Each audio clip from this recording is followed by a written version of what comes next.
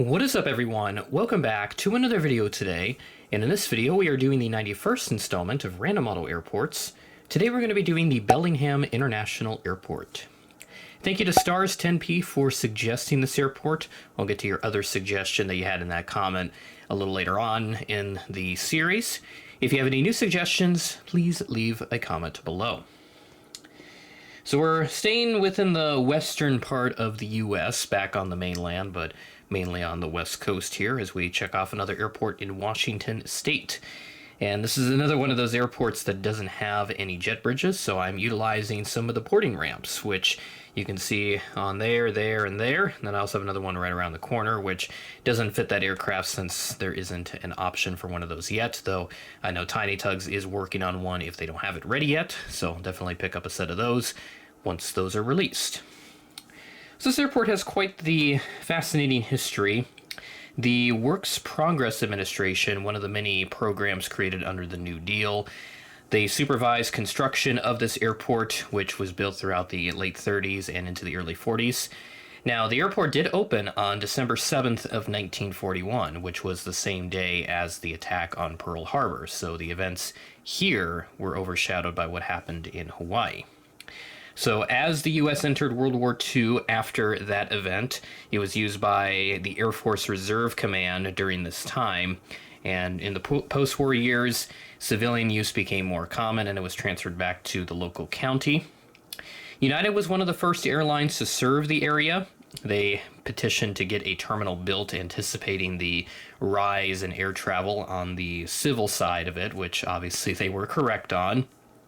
And then PSA came along many, many years later and were one of the first airlines to use jet aircraft, mainly the MD-80s. So there was a time that they did have that type, and I would like Gemini or NG to release it, but probably more Gemini because, as I've said many times on this channel, NG does not have the greatest release strategy right now, but we'll see if that changes. Other notable carriers that have flown through here included Alaska, US Air, United Express. The latter two don't even fly anymore, and then that second one, US Air, they don't even exist anymore. But those are some of the other airlines that came through here. Allegiant opened a base here in 2008, and this was also being used as one of the destinations where they would fly to Hawaii out of, which was pretty cool. So they had the Boeing 757 on those services, but obviously Allegiant doesn't have those anymore. Would be pretty cool if they could start that up because the MAX 8 does have the capabilities to fly that far, though I'm not too much sure about like the MAX 8 200 variant, if that still works with flights to Hawaii, if they would be able to do that, but certainly something they might revisit in the very long term, but as of right now, they'll stick to services within the lower 48. And then there's been some terminal expansions here that have just given the airport a more modern look. Throughout the 2010s, they worked on some projects there to make the airport a little nicer. A couple new services that I have noted. One I didn't catch initially as I was putting together the final touches for this update. I did note that Allegiant has a Palm Springs seasonal service that will resume on October 2nd. I believe it's a resumption based on what I can find, so I have that noted there. But if it is a new service, please let me know in the comments for clarification. And then Alaska, this one is a new service to Burbank that will begin February 12th of next year, which I believe that is a Sunday. I want to say that that particular day is a Sunday, so I'm actually just going to check that. Actually, no, that is a Thursday. So yeah, that February 12th, it's always right in that area of the end of the football season, so it sounded like a very familiar date. But that is a Thursday as to when that service will start next year. So as you can tell, Bellingham is not a very popular airport. There's not too many flights out of here, and most of them, there's not too many unique types, so I could only fit in 4 at the terminal. But I do have some extra GA aircraft to compensate for that, in a way. So we'll go ahead and swing on down to gate number 1 with this Alaska Embraer 175, flown several times a day over to Seattle. This arrived in as Flight 3294 at 12:57 p.m., about half an hour behind schedule. One of the SkyWest ones, as that's what they mainly fly into Bellingham here. And then we have this charter Sun Country 737, which I just so happened to catch while I was putting together the flight schedule for this update. So one of the charters here, which I imagine they wouldn't have parked at the... Actually, no, they did park at the terminal, but they did take one of the gates that Allegiant uses, so I put it over at gate 2. And I do have the boarding ramp attached to this aircraft. I'm using the blue set, which is better suited for Allegiant, and I also have the green set, which works with Frontier mostly. So this 737-800 arrived in from Bullhead City, which is a very common origin point for the Sun Country charters, and they have some type of charter operation out there that I know of.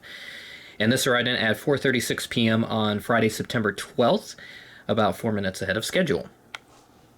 And then I'm actually going to swing to the left side here so you can actually see that boarding stair in action, instead of just seeing the right side where you don't see anything. But there you go. There's that boarding ramp looking super nice. Highly recommend that you get a set of these if you have an airport that is set up like this with no jet bridges. But at Gate 3 we have, or at Gate 4 rather, we have this Allegiant A320 arriving in from Phoenix Mesa as flight 639, and this arrived in at 6:59 p.m., 6 minutes early. And then next to that, we have the smaller 319. Now, typically Allegiant only takes Gate 5, though I do note on Flight Radar that they are labeled with letters. So like the Alaska 175 right over here, that would take Gate A, or Gate 1, I would assume. And then I've seen D and E, but E is more common. So E, corresponding that with the position in the alphabet, would be number 5. So that's how I've set up this update, since on the satellite imagery that I could find, the gate aprons are labeled numerically instead of alphabetically. So I'm not sure why Flight Radar has it listed like that. If there was a previous setup that they had where it was used letters with gates, I'm not sure about that. But if anybody knows, please clarify, because that is quite fascinating since I couldn't find anything on that. This A319 arrived in from LAX as flight 291, actually recording this on the day of Spot LAX happening, which I would love to go to one day, but unfortunately the economics of it just doesn't work with me right now, because Allegiant does not operate our LAX seasonal service to Sioux Falls up to this point. They discontinued it like 3 to 4 weeks beforehand, which I think is silly, at least from the perspective of Spot LAX. I think it'd be great if they could extend that service a little bit so that I could potentially make it out to this event at some point down the line. So, wish I could be there, but hopefully everybody had a fantastic time there, and I will certainly do whatever I can to get out there in 2026. Hopefully everything works out, but I've been trying to go the last couple years, and nothing has ever really panned out with that. So it is what it is. We'll just make it work at some point. So this A319 arrived in at 1:27 p.m., 22 minutes ahead of schedule. So that's the terminal. Not very much here to talk about, but there are Gate 6, 7, and 8, which I don't see much going on here at the passenger terminal for this update. But Alaska does have several daily services with the Embraer 175 down to Seattle with SkyWest serviced ones. A little bit of a piece of fuzz back there. I need to get that. That's much better. So there's one of the FedEx Cessna 208 Caravans, Empire operated one, arriving in from Seattle as flight 8699 at 9:50 a.m., 1 minute early. And then some GA aircraft, because why not? I've got this Challenger, which I don't really use that much. This is a NetJets operated one, arrived in from Calgary today, November 702 Quebec Sierra. This arrived in at 2:46 p.m., about 26 or 24 minutes early. That's what it looks like to me, just based on what I can tell from my mental math. And then I got a couple of Cessna 172s here, also because why not? This first one that I have here on the left, this one arrived in from Everett as call sign November 9028 Zulu Alpha, which is always the case with these GA aircraft. They don't usually get a specific call sign, they just use the registration, which makes perfect sense. This is a Cessna 172S, and that arrival time, you see, it is significantly delayed, though I can't imagine that usually with these GA aircraft, they don't have the arrival times maybe a bit wonky anyway, so that's just how it is. And then I have this other one arriving in from Burlington, Washington, or Mount Vernon, as it's also labeled on Flight Radar, November 12687, and this arrived in at 3:09 p.m., 3 minutes early. So that is Bellingham, number 91 in this series. I want to do a small airport just to keep things moving since I have a lot to do here over the coming days, so just navigating through all that and trying to get the best content that I can get out during this time. But hopefully once I get through the end of this month, should be back into a somewhat normal swing of things. But we'll still make all the videos that we can and enjoy everything that we love about doing this, because that's what I do YouTube for. I do it to make the content that I enjoy and not necessarily for views or, you know, that type of stuff. But I do like it when a video performs well. It's just that if a video doesn't, you know, it is what it is. There are some aspects of that don't really do well, like the airline timetable videos. I know those don't really give me good numbers, but I just do it because it's fun, and, you know, maybe I'll hit an audience one day that'll really enjoy it, and then it gets pushed out everywhere. So we'll see what happens with that, but that's just how I roll.